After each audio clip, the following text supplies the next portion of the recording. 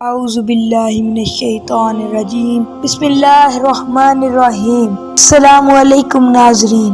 حضرت ابراہیم علیہ السلام کی عادت مبارکہ تھی کہ رات کا کھانا کبھی اکیلے نہیں کھاتے تھے، کسی نہ کسی کو ضرور مدعو فرما کر کھانا نوش فرماتے تھے۔ ایک رات حسب عادت آپ کسی مہمان کا انتظار کر رہے تھے کہ کسی نے دروازے پر دستک دے دی۔ آپ نے دروازہ کھولا تو دیکھا وہاں ایک 20 سال کا بوڑھا تھا۔ اس نے کہا کہ کچھ کھانے کو دو، مجھے بے حد بھوک لگی ہے۔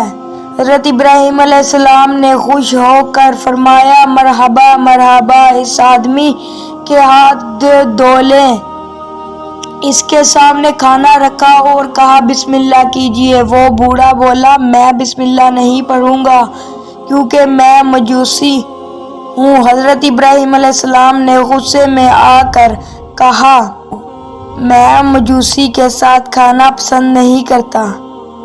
وہ بوڑھا چلا گیا۔ ادھر پلک جھپکتے ہی حضرت جبرائیل علیہ السلام آئے اور بولے، اللہ نے فرمایا ہے کہ ابراہیم علیہ السلام منکر تو وہ میرا ہے۔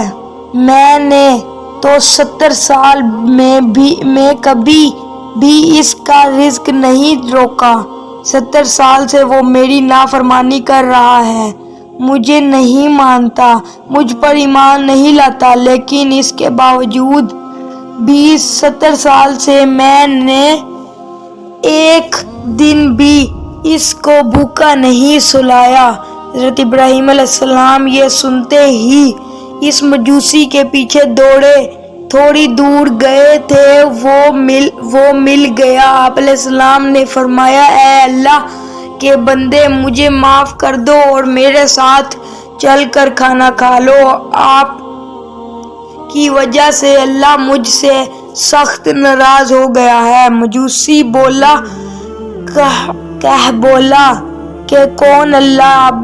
آپ علیہ السلام نے فرمایا، وہ ذات جس نے ساری کائنات کو پیدا کیا ہے، اللہ وہ ہے جس نے ہر شے کو تخلیق کیا اور خوبصورت شکل میں ڈالا۔ اللہ وہ ہے جو تمام مخلوقات کو رزق دیتا ہے، جس نے تجھے اور مجھے اب تک زندہ رکھا ہوا ہے۔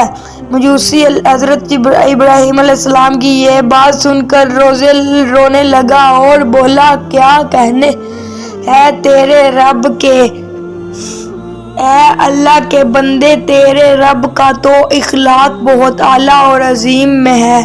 میں اتنے پیار کرنے والے عظیم رب پر ایمان لاتا ہوں۔ چنانچہ اس نے کلمہ پڑھا اور اللہ پر ایمان لے آیا۔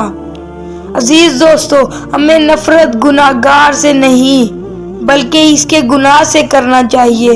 جو کوئی بھی انسان کسی گناہ میں مبتلا ہو، ہمیں اس سے نفرت نہیں کرنی چاہیے بلکہ اس کے لیے ہدایت کی دعا کرنی چاہیے۔ اللہ ہم سب کو سمجھنے اور نیک اعمال کرنے کی توفیق